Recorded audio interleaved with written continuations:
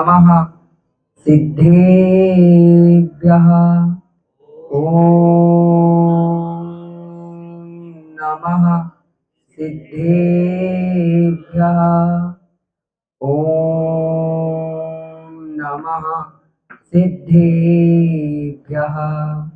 नमो अरिहन्ताणं नमो सिद्धाणं नमो आयिर्याणं नमो वज्रायाणं नमो लोये सव्वसाऊणम् ओंकारं बिन्दुसंयुक्तं नित्यं ध्यायन्ति योगिनः कामं मोक्षदं चैव ओंकाराय नमो नमः। अविरल शब्द घनोग प्रक्षालित सकल भूतमल कलंका मुनि विरूपासित तीर्था सरस्वती हरतु नो दुरितान् अज्ञानतिमिरान्धानां ज्ञानाञ्जनशलाकया चक्षुरुन्मीलितं येन तस्मै श्रीगुरुवे नमः। श्री परम गुरुवे नमः। परम्पराचार्य गुरुवे नमः। सकल कलुष विध्वंसकं श्रेयसां परिवर्धकं धर्म संबंधकं भव्य जीवना प्रतिबोधकारमिदं शास्त्रं श्री रत्नकरण्डीक्षावकाचार्य जी नामधेयम् अस्य मूल ग्रंथ कर्तारा श्री सर्वज्ञ देवा तदुत्तर ग्रंथ कर्तारा श्री गणधर देवा प्रति गणधर देवा तेषां वचनानुसार माते श्री आचार्य समंत भक्त विरचितम श्रोतारा सावधानतया शृण्वन्तु। मंगलम भगवान वीरो मंगलम गौतमो गणी मंगलम कुंद कुंदाद्यो जैन धर्मोस्तु मंगलम सर्वमंगल मांगल्यं सर्वकल्याणकारिकं प्रधानं सर्वधर्माणां जैनं जयतु शासनं। नमः श्रीवर्धमानाय निर्दोतकलिलात्मने सालोकानां त्रिलोकानां यद्विद्यादर्पणायते संयम सौरभ साधना जिनको करे प्रणाम त्याग तपस्या तीर्थ का विद्यासागर नाम। देवादिदेव मूल नायक श्री प्रथम तृतीयेश आदिनाथ भगवान की अंतिम तृतीयेश वर्तमान शासन नायक श्री महावीर भगवान की श्री रत्नकरंडक श्रावकाचार्य ग्रंथराज की कलिकाल सर्वज्ञ आचार्य भगवंत श्री कुंद कुंद स्वामी जी महाराज की आचार्य गुरुवर श्री समंत भद्र स्वामी जी महाराज की परम पूज्याचार्य भगवंत श्री 108 विद्यासागर जी महाराज की क्षेत्र के प्रणेता आचार्य श्री अभिनंदन सागर जी महाराज की परम पूज्य मुनि पुंगव श्री 108 सुधा सागर जी महाराज की उत्तम क्षमा धर्म की। बंधु भगवान महावीर स्वामी की दिव्य देशना के काल में हम आज पर्वादिराज पर्युषण महापर्व को मना रहे हैं। मेरा सबसे पहले आपसे एक प्रश्न है, आप अपने घर पर रहते हो, अचानक वश संयोग वश किसी दिन सामने वाले घर में आग लग गई, क्या आप आग बुझाने जाओगे? जाओगे? जाओगे ना? हाँ या ना? परोपकार करोगे नहीं करोगे? करोगे। सेम सिचुएशन वही है। उसी समय बगल वाले घर में भी आग लग गई, अब सामने वाले को बुझाओगे, अब बगल वाले की आग बुझाओगे? क्यों? क्यों? खुद का घर जलने की बारी आ जाएगी। सेम सिचुएशन, सामने भी आग लग गई, पड़ोस में भी आग लग गई, और कारणवश खुद के घर में भी आग लग गई। किसकी आग बुझाओगे? सामने, पड़ोसी की, खुद की? किसकी? कहां पर गया उपकार? कहां पे गया परोपकार? पहली शर्त में आपने कहा था कि हम सामने वाले की आग बुझा देंगे। दूसरी सिचुएशन आपकी आई, पड़ोसी के घर में आग लग गई, अरे मेरे घर में भी आग लग सकती है तो पड़ोसी की आग बुझाने गए। और ये परस्परोपग्रह जीवानाम सूत्र रखा का रखा रह गया। इसी प्रकार हमारे अंतरंग में भी क्रोध, मान, माया, लोभ रूपी अग्नि जल रही है, उसको शांत करना है। ये पर्वती राज 10 लक्षण पर्व के अंदर हमें अपनी आत्मा के अंदर जल रही कषायों को ठंडा करना है। क्योंकि यदि खुद की आग शांत नहीं होगी घर की, दूसरों की आग क्या ऐसे बुझाने चले जाओगे क्या? भाव पाहुड़ जी के अंदर आचार्य कुंद कुंद स्वामी महाराज ने कहा है कि दुनिया की सबसे बड़ी आग ये कषाय है। कौन सी आग? कषाय है। इसको किसके द्वारा शांत कर सकते हैं? क्षमा के द्वारा। कषाय को किसके द्वारा शांत कर सकते हैं हम? क्षमा के द्वारा। मेरा सेमारी में आगमन हुआ, मैं एक सज्जन के घर पर गया, वहां पर मैंने हलवा खाया। क्या खाया? हलवा खाया। मुझे बहुत अच्छा लगा, बहुत स्वादिष्ट था। अब मैंने उन सज्जन से पूछा कि आपने इस हलवे के अंदर मिलाया क्या था? बहुत स्वादिष्ट है। उन्होंने मुझे पूरी रेसिपी बताई कि इसके अंदर दूध डाला, केसर डली, शक्कर डली, ड्राई फ्रूट सब डल गए। तो मैं घर पर गया, सेमारी के जाने के बाद, ये उदाहरण मैं अपने ऊपर ही लागू कर रहा हूं, तो मैं उसी घर में हलवा बनाने के लिए गया। अब मैंने उनके विधि के अनुसार दूध भी लिया, शक्कर भी ली, ड्राई फ्रूट भी लिए, सब ले लिए, लेकिन हलवे का स्वाद बदल गया। हलवे का स्वाद क्यों हो गया? बदल गया। तो मैं अचंभित रह गया। उन्होंने जैसा बताया डिट्टो का डिट्टो मैंने वैसा का वैसा क्रम से मैंने हलवा बनाया, स्वाद क्यों नहीं आ रहा? तो मैंने उन सज्जन से पूछा, अरे मजा नहीं आया, आपने ऐसे बताया, आपने मुझे गलत बताया। तो वो सज्जन बोले, चलो रसोई में, आपने कैसे बनाया? उन्होंने पूछा, दूध डाला था? मैंने हाँ डाला था। शक्कर डाली थी? बोला हाँ। फिर वो बोले ड्राई फ्रूट? बोला हाँ। बोले केसर डाली थी? बोला ऐसी नंबर 1 केसर लाया था कि सेमारी में नहीं मिलती होगी, कश्मीर से लेके आया था। फिर केसर, मतलब केसर बताओ मुझे। तो मेरे से दिक्कत क्या हो गई कि केसर की डिब्बी में केसर ना रख के मैंने उसको हिंग की डिब्बी में रखा हुआ था। केसर किस में रखा हुआ था? हिंग की डिब्बी में रखा हुआ था।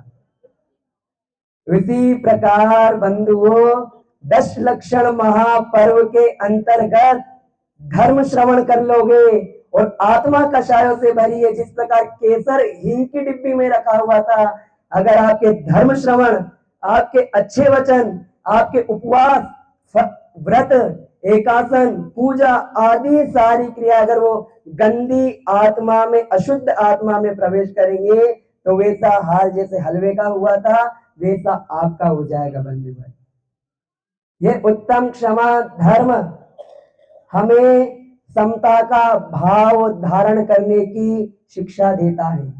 याद करो, आपने अरिक्षेत्र पार्श्वनाथ भगवान की पूजा की होगी, कभी की है? उसमें कितनी सुंदर पंक्ति आती है, संघर्षों में उपसर्गों में तुमने समता का भाव धरा, आदर्श आपका अमृत बन भक्तों के जीवन में बिखरा। संघर्ष आए, उपसर्ग आए, लेकिन हे प्रभु, आपने बिल्कुल भी तनिक मात्र भी द्वेष नहीं दिखाया, और ऐसे उपसर्गों के अंदर भी आपने कौन सा परिणाम रखा? समता का परिणाम रखा, समता का भाव रखा। और आज भूत, वर्तमान, भविष्य में यदि जब जब संघर्ष उपसर्ग के अंदर समता का भाव धारण करने का यदि कभी कोई उदाहरण आएगा, तो देवादिदेव श्री पारसनाथ भगवान का उदाहरण आता है। तनिक मात्र भी उन्होंने द्वेष नहीं किया। वो कमठ का जीव शंबर बन करके कितने उपसर्ग ढाता रहा। कमठ ने उपसर्ग ढाया था सताने के लिए, कमठ ने उपसर्ग ढाया था सताने के लिए, पार्श्व को कारण बना हुआ मुक्ति पाने के लिए, पार्श्व को कारण बना हुआ मुक्ति पाने के लिए, उसने सताने के लिए भगवान के ऊपर उपसर्ग किया था, लेकिन पार्श्वनाथ भगवान को वह किसमें कारण बन गया? मुक्ति पाने में कारण बन गया। वह पुण्यशाली 72 जोड़े जब षष्टम काल का अंत होने ही वाला होगा, 7 दिवस तक 7 प्रकार की विभिन्न वर्षा होने के बाद जब वह 72 जोड़े शाश्वत तीर्थ से सम्य शिखर जी से निकलते हैं तो वह खुशियां मनाते हैं। क्या मनाते हैं? खुशियां कि हम बच गए, सिर्फ 72 जोड़े बचे मात्र। अब मैं तो आपसे ही कहना चाहूंगा, इतना धर्म पुण्य कर लो, 72 जोड़ों की श्रेणी में आप भी आओ। जोड़ा होना चाहिए, सिंगल की एंट्री उसमें नहीं है। वो 72 जोड़े खुशियां मना रहे हैं, वो 72 जोड़े सोच रहे हैं कि हम किस कारण बच गए। बताइए किस कारण बचे? किसके कारण? धर्म। किसके कारण बचे? धर्म के कारण बचे। आज हम धर्म की रक्षा कर रहे हैं, आज हम यदि धर्म की रक्षा कर रहे हैं तो आने वाले समय में धर्म भी हमारी रक्षा करेगा। चिर रक्षक धर्म हमारा हो धर्म हमारा चिर साथी, जग में ना हमारा कोई था, हम भी ना रहे जग के वासी। ये धर्म क्या है? धर्म श्रावकाचार्य जी का स्वाध्याय कर रहे हैं। क्या कह रहे हैं आचार्य प्रवर समंत भद्र स्वामी महाराज? देशयामी समीचीनम धर्मम कर्म निबर्हणम संसार दुखता सत्वान यो धरत युक्त में सुखी। मैं उस समीचीन धर्म का कथन करूंगा जो जीवों को नरक, त्रियंच, मनुष्य, देव इन चारों गतियों से छुड़वा करके कहां पर प्राप्त कराता है? मोक्ष को प्राप्त कराता है। सदा सुखदास जी ने टीका लिखते हुए कहा, ये मंदिर में जाना धर्म नहीं है। क्या कहा? मंदिर में जाना धर्म नहीं है, अभिषेक करना धर्म नहीं है। धर्म की वास्तविक परिभाषा क्या है? व्यवहार में हम कहते हैं धर्म है कि अभिषेक कर लिया धर्म है, पूजन कर लिया धर्म है, जीवों को चारा खिला दिया धर्म है, माता पिता की सेवा कर रहे धर्म है, तीर्थ यात्रा कर रहे धर्म है, गंगा में स्नान कर रहे धर्म है, यमुना में स्नान कर रहे धर्म है, श्री जी पर छत्र चढ़ा रहे हैं धर्म है, श्री जी के चवर चढ़ा रहे हैं धर्म है, उपवास कर रहे हैं धर्म है, व्रत कर रहे हैं धर्म है। वास्तविकता में तो ये धर्म है ही नहीं। आचार्य समंत भद्र स्वामी महाराज की श्रेणी में धर्म आत्मा का स्वभाव ही धर्म है। धर्म तो वो है जो जीवों को चारों गतियों के दंड फंद से छुड़वा के मोक्ष मार्ग की ओर ले जाता है। यह है धर्म। क्या है धर्म का प्रभाव? मंगलाष्टक पढ़ते हो आप सभी, पढ़ा है कभी वह श्लोक? सर्पोहार लता भवत्य सिलता सत पुष्प दामायति संपद्येत रसायनम विषमपि प्रीतिम विधत्ते रिपु देवायान्ति वशं प्रसन्न मनसा किं बाबौ ब्रूमहि धर्मादेव नमोऽपि वर्षति नगै कुर्वन्तु ते मंगलम। क्या है धर्म का प्रभाव? श्लोक पढ़ते आ रहे हैं, पूजा करते आ रहे हैं, अर्थ ही नहीं पता तो क्या मतलब है? सर्पो हार लता, सर्प हार बन जाता है। धर्म का क्या प्रभाव है? सर्प हार बन जाता है। सोमा सती जैसे ही घड़े में हाथ डालती है, नाग क्या बन जाता है? फूलों की माला बन जाता है। सत पुष्प दाम संपद्येत रसायनम विषमपि, विष क्या बन जाता है? रसायन बन जाता है। वो मीरा को जब सांगा ने भरे भरे जहर के प्याले भिजवाए थे, धर्म का प्रभाव था, वो क्या बन गया? घी अमृत बन गया। रसायन प्रीतिम विधत्ते रिपु, शत्रु क्या बन जाता है? मित्र बन जाता है। सूली क्या बन जाती है? सिंहासन बन जाता है। कुष्ठ रोगी क्या बन जाते हैं? वापस सही हो जाते हैं। 700 मुनिराजों का क्या हो जाता है? उपसर्ग दूर हो जाता है। 500 मुनिराजों को घानी में पेल दिया जाता है, लेकिन क्या होता है, समता भाव धारण करते धर्म का प्रभाव ऐसा होता है, मोक्ष चले जाते हैं। क्या करता है धर्म, भरत के कितने पुत्र निगोद से निकल कर आए, सब मौन थे, कभी बोले ही नहीं, वह भी मोक्ष चले जाते हैं। क्या होता है धर्म का प्रभाव, महाराणा प्रताप इतनी बड़ी संकट की स्थिति में गिर जाते हैं, लेकिन भामाशाह उनके सामने धर्म का चोला ओढ़ कर आ जाता है। क्या होता है धर्म का प्रभाव, जब एक शांति धारा के माध्यम से एक विकलांग की बीमारी दूर हो जाती है, ये होता है धर्म। देवा यान्ति वशम प्रसन्न मनसा, अरे देवता गण इस धर्म की प्रशंसा करते करते थक गए और आकाश से रत्न वृष्टियां होती है। जब कुल राजा के यहाँ पे भगवान महावीर स्वामी का प्रथम पारणा होता है तो वहां पे भी रत्नों की वृष्टि हो जाया करती है। यह होता है धर्म का प्रभाव, ये होता है धर्म। लेकिन आचार्य समंत भद्र स्वामी महाराज की श्रेणी में क्या है धर्म, आत्मा का शुद्ध स्वभाव। यदि मन में बेर है तो मंदिर जाना शेर है।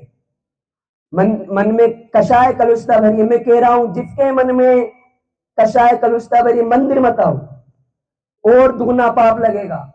मंदिर में आकर के क्लेश द्वेष के भाव रखोगे, महानुभाव डबल पाप लगेगा। और नहीं आओगे तो और अच्छा है। मन में बेर लेकर कहीं मंदिर में मत आना। माता पिता वहां पे दुखी पड़े हैं, मंदिर में आके दान आदि ऐसे करते जैसे मेरे जैसा भामाशाह कोई है ही नहीं, ये भी उचित नहीं है। भगवान सब देख रहा है, इसलिए कह रहे हैं धर्म का इतना प्रभाव। क्या कहा, हिंग की डिब्बी में केसर था, धर्म श्रवण कर लिए 10 दिन, 32 उपवास, 5 उपवास, पता है नहीं भाद्रपद में कौन से पर्व चल रहे हैं, पता है कौन कौन से पर्व चल रहे हैं भाद्रपद में, पर्युषण पर्व, पंचमेरु पर्व, 16 कारण पर्व, रत्नत्रय पर्व। क्यों भादवे के अंदर ही क्यों प्रसिद्ध है पर्युषण पर्व, जब 7 दिन तक 7 प्रकार की वर्षाएं होती है। श्रावण वदी एकम वीर शासन जयंती से नव वर्ष का प्रारंभ होता है, और ऐसे ही आने वाले भादवे के अंदर वो 72 जोड़े भगवान की पूजा अर्चना भक्ति आदि करते हैं। यह है धर्म का प्रभाव। कैसे जाने हम, एक उदाहरण, इतना अच्छा पूजन हमने सबने कर ली। 4 शराबी एक नाव के ऊपर जा रहे थे। क्या नाव के ऊपर उनको क्या करना था, सफर करना था। रात भर खूब चाबू चलाए उन्होंने, पूरी रात आगे हाथ भर आए उनके, क्या हो गए, हाथ भर आए रे, इतने चाबू चलाए नाव के। सुबह उठा, एक होशियार था, अब वो सुबह उठ के देखता है, अरे रात भर इतने चाबू चलाए, क्या हुआ, क्या हुआ, नाव को खोलना ही भूल गए। क्या हुआ, नाव को खोलना ही भूल गए। इसी प्रकार पूरे जीवन काल में हमने उपवास व्रतादि सब संयम भाव को खूब धारण किया, लेकिन अंतरंग से कषायों के परिणाम नहीं गए, तो वैसी हालत जैसे नाविकों की थी वैसी हालत हमारी है बंधु है। आज इस क्रोध का हमें त्याग करना है। कैसे करना है, मैत्री भाव जगत में मेरा, सब जीवों से नित्य रहे, दीन दुखी जीवों पर मेरे, उनसे करुणा स्रोत भय। सभी के प्रति मैत्री का भाव होना आवश्यक है। हम 3 सिचुएशन बनती है क्षमा की, कौन कौन सी, एक करते हो आप मजबूरी वश क्षमा, एक मजबूरी में क्षमा करना पड़ता है, एक आप स्वार्थवश क्षमा करते हो, आपको उसमें स्वार्थ होता है, और एक वास्तविक क्षमा होती है। 3 प्रकार की स्थितियां हैं आपके सामने। कैसे, कोई एक अच्छा खट्टा पहलवान आया है ना, बहुत ताकत है उसके अंदर, उसने आपको एक थप्पड़ मार दिया है ना, आप लड़ोगे क्या उससे, लड़ोगे नहीं, लड़ोगे। फिर आपने क्या कहा, तुमने मजाक में मारा है या वास्तविकता में मारा है, क्या कहा आपने उस पहलवान से, मजाक में मारा है या वास्तविकता में मारा है। पहलवान ने कहा वास्तविकता में मारा है। अब आप तो हो दुबले पतले, सामने वाला इतना ताकतवर, आपने क्या कहा, वास्तविकता में मारा है तो ठीक है, मुझे मजाक पसंद नहीं है। क्या कहा, वास्तविकता में मारा है तो ठीक है, मैंने मुझे मजाक पसंद नहीं है। ये मजबूरी वश आपने उसको क्षमा किया। अब स्वार्थवश कैसे? सबकी दुकानें हैं, सभी व्यापारी हैं। कुछ साड़ी का व्यापारी है यहाँ, उसकी दुकान पे कोई आया, साड़ी देखना महिलाएं आती है तो पता नहीं देखो जंजाल फैल जाता है दुकान पे। अब वो आए, साड़ियां देखी सबने, अब लास्ट में क्या कहा कि पसंद नहीं आई। तो वो दुकानदार ने क्या कहा, स्वार्थवश कर रहा है ना कि आगे आ जाएगी कभी लेने, तो उसने स्वार्थवश में कह दिया कोई बात नहीं, हमारा तो काम ही है दिखाने का, आगे ले जाना। ये स्वार्थवश क्षमा होती है। एक होती है वास्तविक क्षमा। कौन सी? वास्तविक क्षमा, जो असलियत में क्षमा कर दी जाती है। क्षमा करने से आप कभी छोटे नहीं होंगे, क्षमा करने के बाद अहंकार का त्याग होगा और आप बड़े ही कहलाओगे। वास्तविक क्षमा किसने की? वास्तविक क्षमा उन यशोधर मुनिराज ने की, वास्तविक क्षमा सुकोशल मुनिराज ने की, वास्तविक क्षमा उन आचार्य मानतुंग स्वामी महाराज ने की, वास्तविक क्षमा उन पार्श्वनाथ भगवान ने की, वास्तविक क्षमा उस मीना सुंदरी ने अपने पिता को की, वास्तविक क्षमा कितने श्री गुरुदत्त भगवान ने अपने उस व्यंतर देव को क्षमा की। वास्तविक क्षमा का उदाहरण देखिए, कितना अच्छा उदाहरण है कि क्षमा भी करो, अगर क्रोध भी करो तो आपको मैं कहूंगा क्रोध का नाटक करो। क्या करो? क्रोध का नाटक करना है आपको, करना नहीं है, नाटक करो। जैसे मानो कभी आप दुखी होते हो कभी कभी दुखी, तो आप झूठी स्माइल कर देते हो, झूठा मुस्कुराते हो। उसी प्रकार कभी आपको क्रोध करना हो तो नाटक करो। क्या करो? ना असलियत में करोगे बीपी हाई हो जाएगा, घबराहट होगी, खुद ही बीमार पड़ जाओगे। टेंशन, सिर दर्द, कितनी बीमारियों से ग्रसित कर देता है गुस्सा, प्रीति का नाश कर देता है। क्या कर देता है? प्रेम संबंधों को बिगाड़ देता है और व्यवहार को खत्म कर देता है, समझदारी को खत्म कर देता है। समझदारी खत्म हो गई आपकी। क्रोध का जब आवेश आता है दिमाग में, सब भूल जाता है आदमी, पता ही नहीं क्या चल रहा है क्या नहीं चल रहा है। तो क्या करो आप? नाटक करो। बच्चों को डराना है, वास्तविकता में क्रोध मत करो, नाटक करो, आंखें दिखा दो, असली में नहीं करना है। क्रोध के लक्षण क्या है? पता है क्रोध के लक्षण? भुजाएं फड़फड़ाना, आंखें लाल हो जाना, होठ और दांत थर्रा उठना और शरीर लाल हो जाना, आपा खो देना। आपको इन लक्षणों से रहित होकर के नाटक करना है। जैसे कभी आप दुखी होते हो तो झूठी मुस्कुराहट के साथ लोगों को प्रभावित कर देते हो, उसी प्रकार कभी आपको क्रोध करने की स्थिति भी आए, बड़े बड़े बिजनेसमैन, बड़े बड़े व्यापारी जन यही तो करते हैं, क्रोध का नाटक करते हैं। इसलिए कभी भी अपने माइंड से डिस्टर्ब नहीं होते हैं, कभी अपने मार्ग से विचलित नहीं होते हैं। वो मात्र झूठी मुस्कुराहट और झूठे क्रोध का नाटक करके अपने व्यवसाय को ऐसा बढ़ाते हैं कि उनको कोई भी अपने पद से विचलित नहीं कर पाता। बंधु है, ये धर्म, ये क्षमा धर्म, हमें जीवन में क्षमा पराश्रित है। क्षमा क्या है? पराश्रित है। और धर्म क्या है? स्वाश्रित है। पराश्रित कैसे? आप सामने वाले से क्षमा मांगोगे, वह क्षमा करेगा, तभी तो क्षमा आपको मांगनी पड़ रही है ना। कभी आपने गलत कार्य किया, आपको क्षमा मांगनी पड़ रही है, तो क्षमा क्या हो गई? पराश्रित हो गई। लेकिन आपने किसी को क्षमा कर दिया, आपने किसी को क्षमा कर दिया और सामने वाला अपने वेर को नहीं छोड़ रहा है। सामने वाला क्या नहीं कर रहा है? अपने वेर को नहीं छोड़ रहा है। अब वो उसकी सिचुएशन है, अब वो इसकी स्थिति पे आधारित है। आपने तो क्या कर दिया? क्षमा कर दिया। आपने अपने धर्म का क्या कर लिया? पालन कर लिया। आपका धर्म आपके साथ है, उसका वेर उसके साथ है। आया? आपको क्षमा कर देना है, मजबूरी में नहीं करना है। अपने हृदय को निर्मल भावों से शुद्ध करके आपको क्या करना है? व्यक्ति को क्षमा करना है। औपचारिक मात्र से क्षमा नहीं करना है कि सॉरी, उत्तम क्षमा, विदेशी लोग भी खूब कहते हैं सॉरी, लेकिन हमें तो अंतरंग से क्षमा करना है। जैसे ही आप क्षमा करोगे वैसे ही आप प्रभाव देखना, आपकी स्थिति में सुधार होगा, आप शांत महसूस करोगे, क्योंकि पूरा वेग शांत हो गया आपका मन से। कभी कभी हम एक बात याद रखें, जब जब क्रोध आए क्या क्या करना है? क्रोध के अंदर कोई भी निर्णय नहीं लेना है। क्या नहीं करना है? कोई भी निर्णय मत लेना, कोई सा भी। ये बात अपने दिमाग में बिठा लो कि कभी भी क्रोध आया तो हमें उसके पश्चात कोई निर्णय नहीं लेना है, कोई भी नहीं, भले ही कितना है आपको दुख हो, निर्णय मत लेना। क्रोध करने के बाद किसी से संबंध मत तोड़ना, बोलचाल बंद मत करना, भले उसके सामने 2-3 दिवस तक मत जाना, लेकिन उससे बोलचाल बंद मत करना, क्योंकि बोलचाल बंद करने से सुलह के सारे रास्ते बंद हो जाते हैं। मैंने सुबह भी कहा था, अध्यात्म की बातों से भी मैं आपको विमुख कराऊंगा, और लेकिन ये छोटी छोटी बातें यदि हम इनको ही नहीं सुधार पा रहे हैं और धर्म कर रहे हैं तो कहां तक उचित है? आपने किसी से बोलचाल बंद कर दी।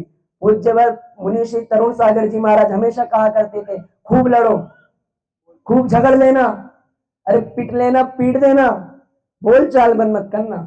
इसलिए तो 6-6 माह के अंतर्गत ये पर्युषण पर्व आते हैं। 3 माह कितनी बार आते हैं? कब कब? माघ, चैत्र और भाद्रपद, तीनों में क्षमावाणी पर्व आते हैं। तो वही तो कह रहा कि 6 महीने से ज्यादा बेर मत पालो। कितने माह से? 6 माह। ये मत समझना भैया जी ने कहा 6 महीने तक तो पाल सकते हैं, नहीं। 4 प्रकार का क्रोध होता है, अनंतानुबंधी क्रोध, अप्रत्याख्यान क्रोध, प्रत्याख्यान क्रोध, संजुलन क्रोध। अगर आपने किसी से अनंतानुबंधी क्रोध बांध लिया, अनंतानुबंधी अगर आपने क्रोध मान लिया, पत्थर की लकीर के समान है। पत्थर पर शिलालेखों पे कुछ लिख दिया जाता है, कभी नहीं मिटता है वो। पत्थर पे लकीर खींच दी, वो क्या है? आपका अनंतानुबंधी क्रोध। 6 माह से ज्यादा बंध गया, कौन सी आयु का बंध? नरकायु का बंध।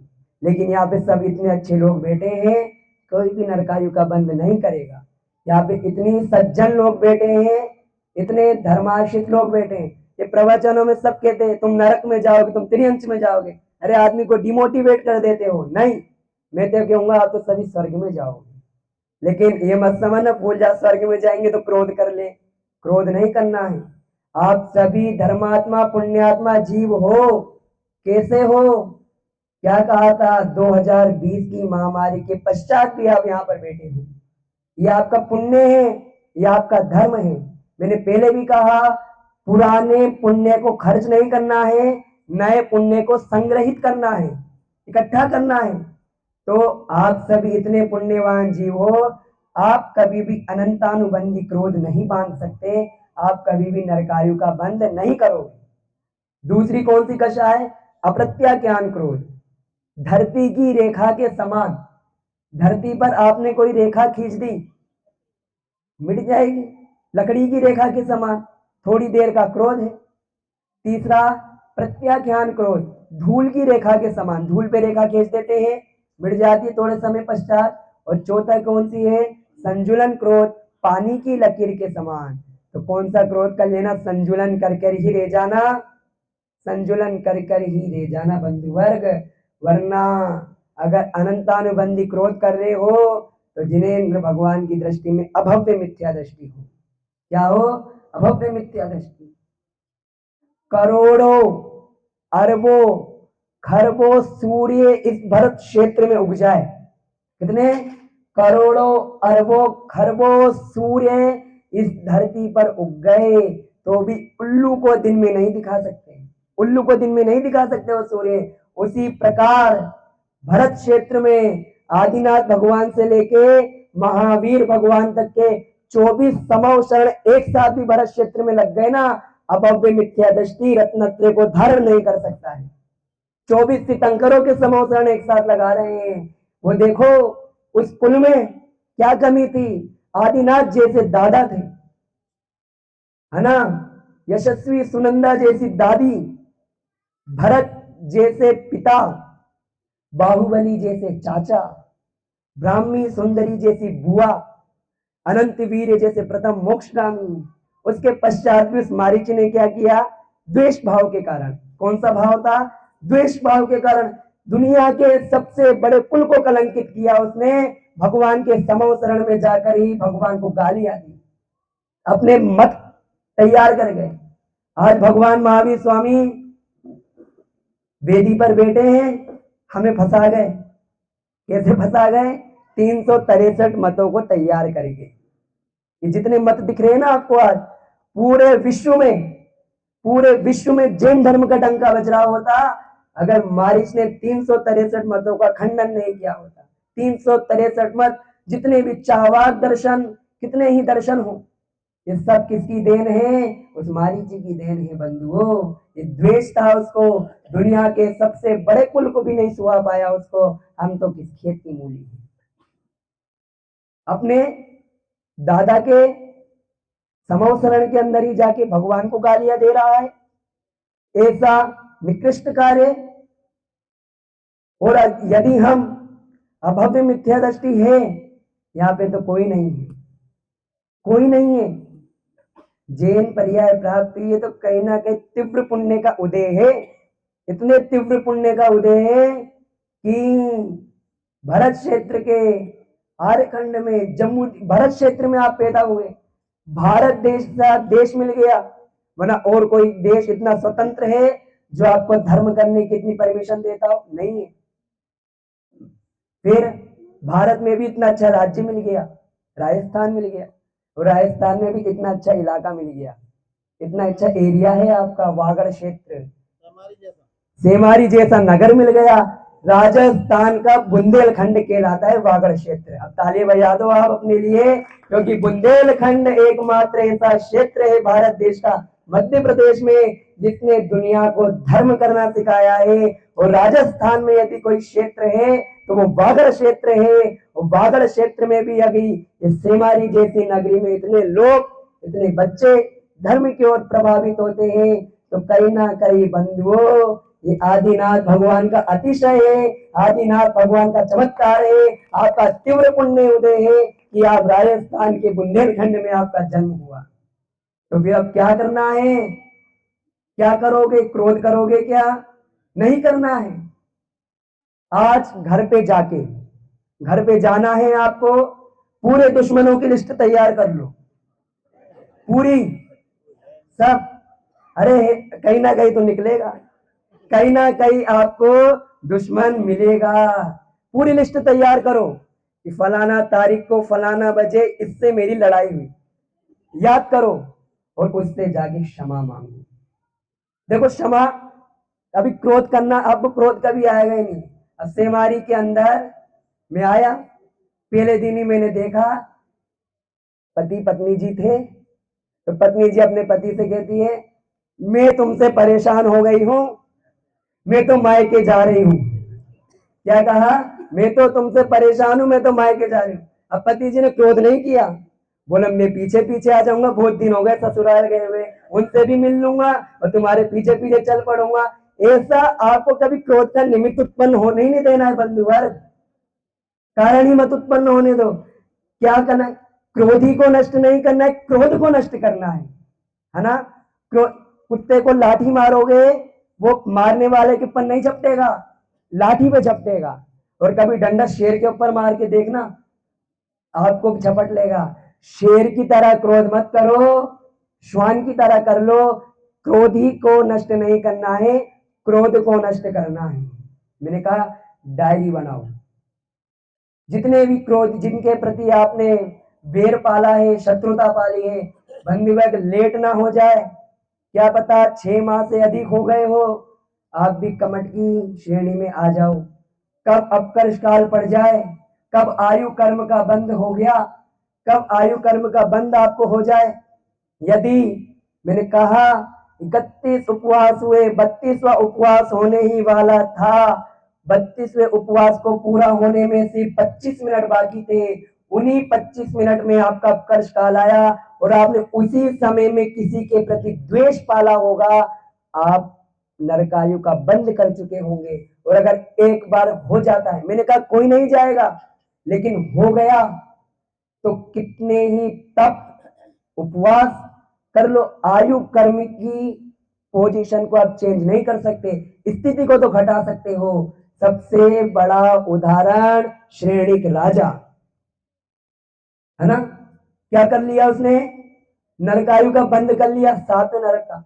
और अगर आज और फिर बाद में कितने पुण्य कार्य किए, 63,000, कितने 60,000, 60,000 प्रश्न भगवान से पूछे। अगर श्रेणिक राजा ने भगवान से प्रश्न नहीं पूछे होते, आज हमारे सामने जिनवाणियां तो होती नहीं। क्योंकि भगवान निरूपित किसने किया, तीर्थंकर की ध्वनि गणधर ने सुनी, अंग रचे चुनि ज्ञानमयी। अगर श्रेणिक राजा प्रश्न नहीं करते, गौतम गणधर जिज्ञासा नहीं करते भगवान से पूछ के, आचार्य लिखते नहीं, इतने महान महान कार्य किए। कौन है राजा श्रेणिक, आज के इतिहास को पढ़ो तो बिंबिसार, बिंबिसार का नाम सुना है, वही राजा श्रेणिक है। बिंबिसार कौन है, राजा श्रेणिक। राजा श्रेणिक ने इतने महान महान कार्य किए बंधुवर्ग, इतनी धर्म की, जैन धर्म की अद्भुत प्रभावना की। पहले चेलना ने कभी भी श्रेणिक के ऊपर क्रोध नहीं किया, वो बौद्ध धर्म का अनुयायी था। चेलना कभी दुखी नहीं हुई, चेलना ने अपने पति को सुधारने का कार्य किया और ऐसा सुधारा, धर्म के ऐसे मार्ग पर लेके आई चेलना कि क्या हुआ, श्रेणिक राजा ने जैन धर्म की महत्व अद्भुत प्रभावना की। और उस अद्भुत प्रभावना का यह प्रभाव था कि आज पूरे जिनवाणी का सार हम पढ़ रहे हैं। भगवान महावीर स्वामी की देशना काल में, पंचम काल में ऐसे ऐसे महान साधु, कलिकाल सर्वज्ञ कुंद कुंद स्वामी महाराज, ऐसे आचार्य भगवंत श्री समंत भद्र स्वामी महाराज, पूज्य पाद स्वामी महाराज, चारित्र चक्रवर्ती आचार्य शांति सागर महाराज, जिनके गुफा में, कोनूर गुफा में नागराज गर्दन पर लिपट आए, लेकिन महाराज ने तनिक मात्र भी विकल्प नहीं मन में जागृत करने दिया और समता का भाव धारण किया। और ऐसा भाव धारण किया, मुनि श्रमण पंथ के पितामह कहलाए। कौन है शांति सागर जी महाराज, मुनि पंथ के पितामह। पितामह यानी दादा, कौन, दादाजी तो हुए। यदि वो बनते ही नहीं 20वीं सदी में, तो कोई हिम्मत कर पाता कि मुनिराज बनने की, नहीं कर पाता। कितनी बड़ी बड़ी विकट स्थितियां उनके सामने थी। अंग्रेजों का ऑर्डर था कि आप ऐसे एकल में विहार नहीं कर सकते, छुप छिप करके विहार करते थे। ऐसी कठिन कठिन उन्होंने स्थितियों का सामना किया, आचार्य प्रवर शांति सागर महाराज। और 20वीं सदी में यदि आचार्य शांति सागर महाराज ने जैन धर्म की अद्भुत प्रभावना की है, तो आज उत्तम क्षमा के दिन सबसे बड़ा उदाहरण, जिन्होंने अपने जीवन में रंच मात्र भी क्रोध नहीं किया, अपने जीवन में समता भाव को धारण किया, ऐसे ब्रह्मांड के देवता समाधि सम्राट आचार्य भगवंत विद्यासागर जी महाराज, जो 10 धर्मों पे दशलक्षण महापर्व के साक्षात उदाहरण थे। कोई सा भी धर्म, कोई सा भी व्यक्ति, कोई भी पर्सनल उनसे राग द्वेष नहीं करता था। चाहे मुस्लिम अनुयायी हो, चाहे बौद्ध अनुयायी हो, चाहे हिंदू, ईसाई, सिख हो, सभी आचार्य भगवान के चरणों की ओर दौड़ पड़ते थे। बंधु वर्ग, ये हमारा परम सौभाग्य है, क्योंकि कहाना मैं रहूं या ना रहूं, जिन धर्म रहना चाहिए। आचार्य भगवंत ने खुद की प्रभावना नहीं की, कभी भी खुद के नाम कभी भी जागृत होने नहीं दिया।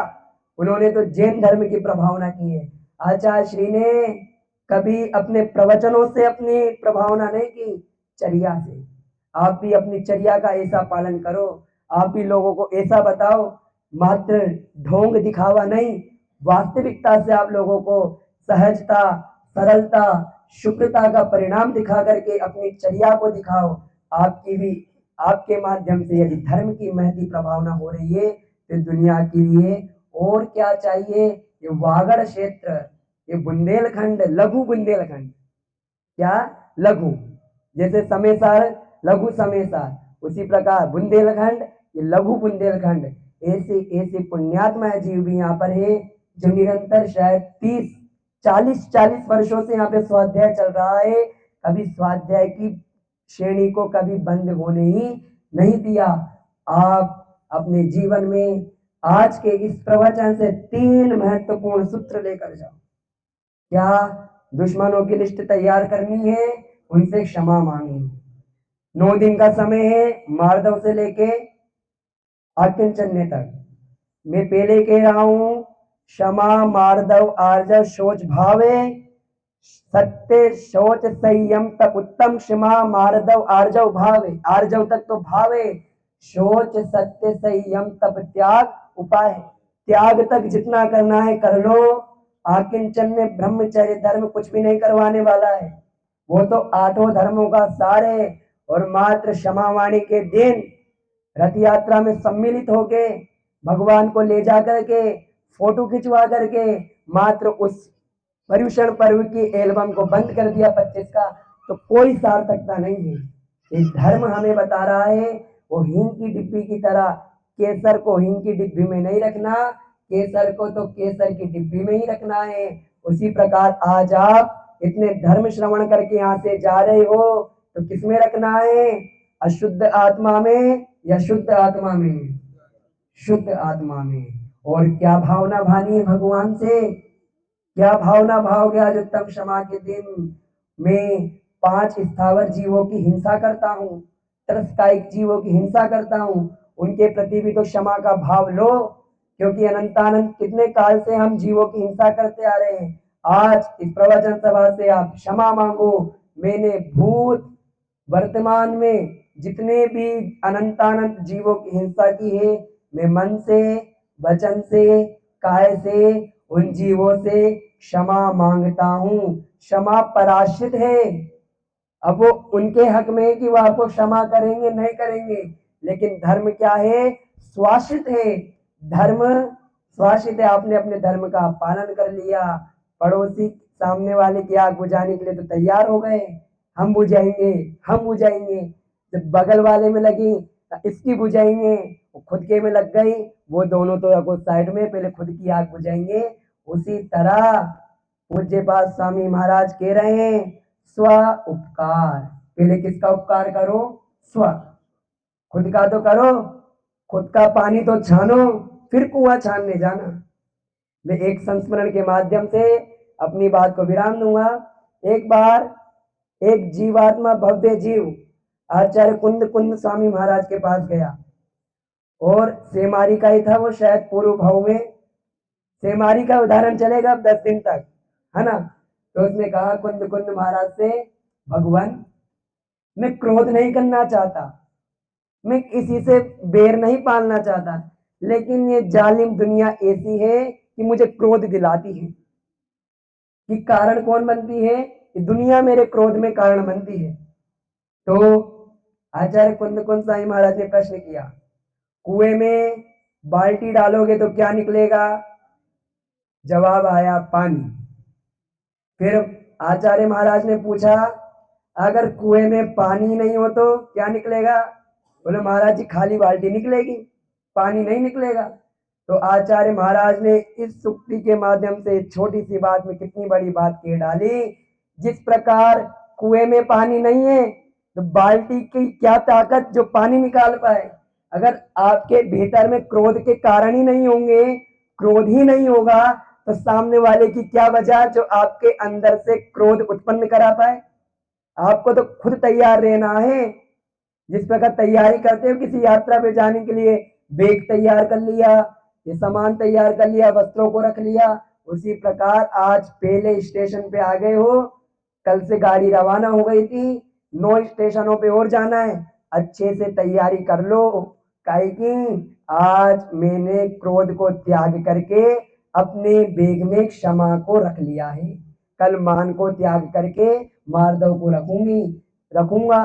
त्याग धर्म तक रख करके बस फिर आराम से आकिंचन्य के दिन घूमूंगा, ब्रह्मचारी के दिन फोटो खिंचवाऊंगा, क्षमावाणी के दिन स्टेटस डाल दूंगा।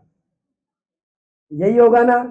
तो क्या कहा कुंद कुंद स्वामी महाराज ने, जिस प्रकार कूप में पानी ही नहीं होगा तो बाल्टी की क्या ताकत जो पानी निकाल पाए। उसी प्रकार यदि तुम्हारे अंदर क्रोध ही नहीं होगा, क्रोध के कारण ही नहीं होगा, तो सामने वाले की क्या ताकत है जो आपके अंतरंग से क्रोध को निकाल पाए। एक ही भावना भाना, मान स्तंभ के यहाँ बैठे हो, चहुमुखी भगवान है, अंदर अतिशयकारी आदिनाथ भगवान है।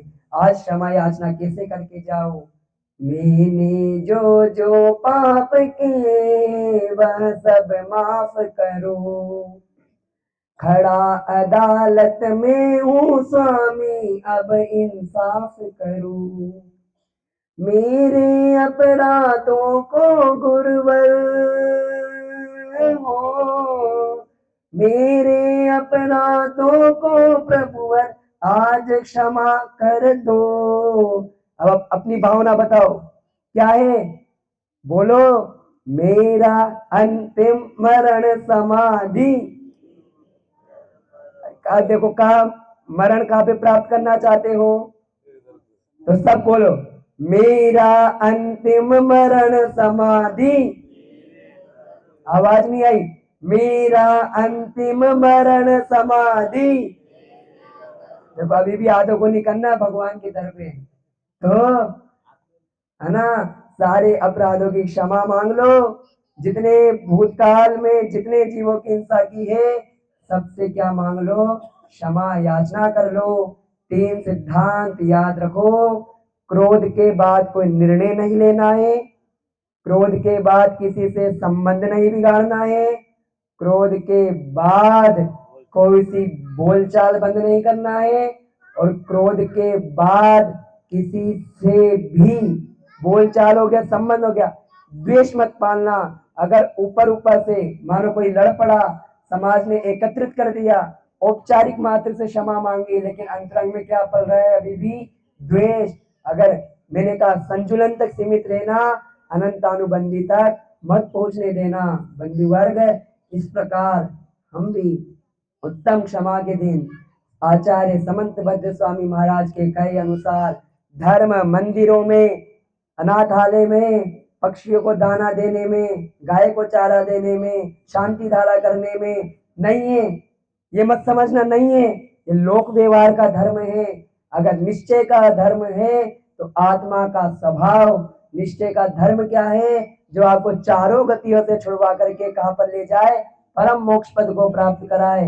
और जिस प्रकार हिंग की डिब्बी में केसर रखा हुआ था, उसी प्रकार अपनी मेली गंदी आत्मा में क्या नहीं रखना है आपको, क्या नहीं रखना है, धर्म श्रवण के वचनों को नहीं रखना है, और क्या करना है, इन कर्मों को समझना है, कर्मों के आश्रयों को समझना है, कर्मों की स्थिति को समझना है।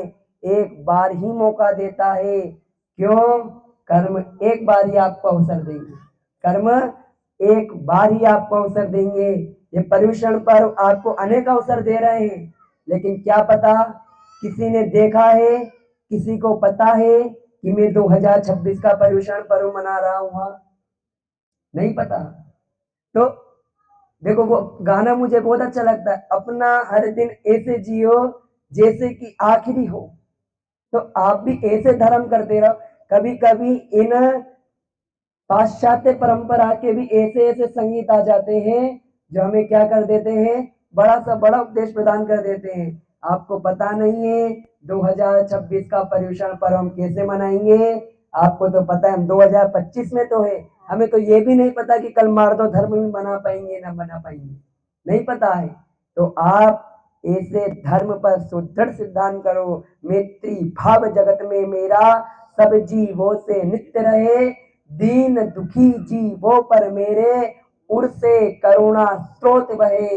ऐसी भावना को लेकर के आप अपने घर पे 3 बातें क्या कही थी, लिस्ट बना लेना, नियम ले लेना। नियम किस किसने लिए, नियम लिए आपने, किसी ने नहीं लिया।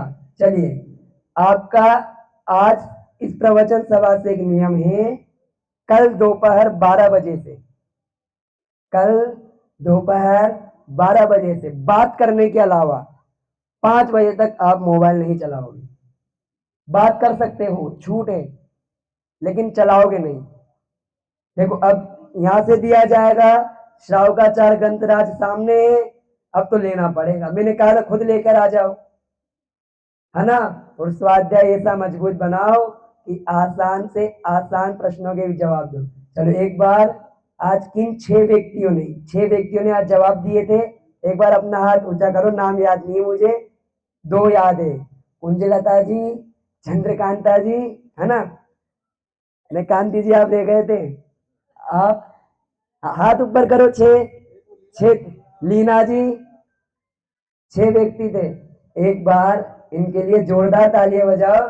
इन्होंने पहली बारी में जय जिनेन्द्र बोला, समय लिया। हाँ, एक पुष्पेंद्र जी 3 सेकंड तक रुके ये, उसके बाद पहले रुके रहे, उसके बाद जय जिनेन्द्र बोला।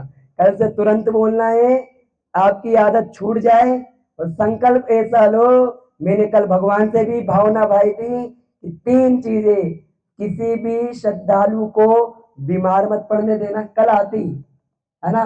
किसी का उत्साह कम मत करना, और किसी को आर्थिक प्राकृतिक आपदा से जूझने मत देना 10 दिवस तक। फिर आप भी एक ही भावना भाव, हमें भी प्राकृतिक आपदा परेशान ना करे, सभी भक्त खुद भी भाव, ये उत्साह बना रहे और हम अच्छे अच्छे कार्य करते रहे, स्वाध्याय करते रहे, नियमों का पालन करते रहे और धर्म की तैयारी कर ले। और आने वाले भव भवांतर में हम भी महावीर स्वामी के पश्चात खूब आने वाली 24वीं भविष्य होगी, हम भी आने वाली 24वीं में अपना स्थान प्राप्त करें। और आज आदिनाथ भगवान को हम पूज रहे हैं, आने वाले समय में लोग भी हमें पूजे।